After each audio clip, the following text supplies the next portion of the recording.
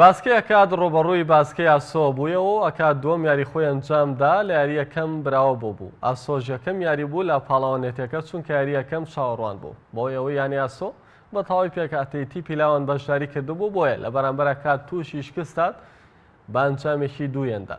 لە بەرامبەردا ئەکات چەند یاریزانێکی پێکهاتەی یەکەمی بەشداری پێکردبوو. ئەکات لە چوار ماوەی یاریەکە زیاتر خاڵی تۆمار کرد و توانی لە یاریەکە بە ئەنجامی 55 خاڵ بەرامبەر 27 خاڵ برنەوە بەدەست بێنێت.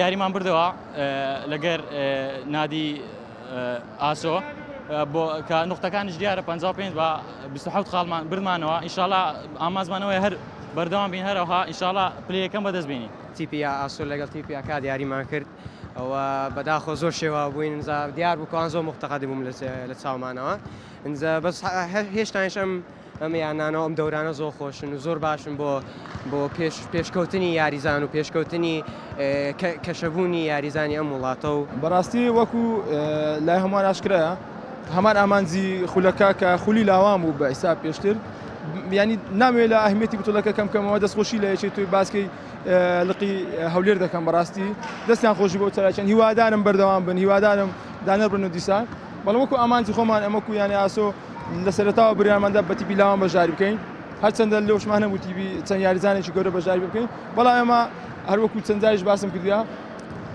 پارێزگاری لە سیاست و ئامانجی خۆمان دەکەین بۆ بەرزکردنەوە و دروستبوونەوە بنیادنانەوەی سەر لێ هەولێر ئینشاءڵڵا.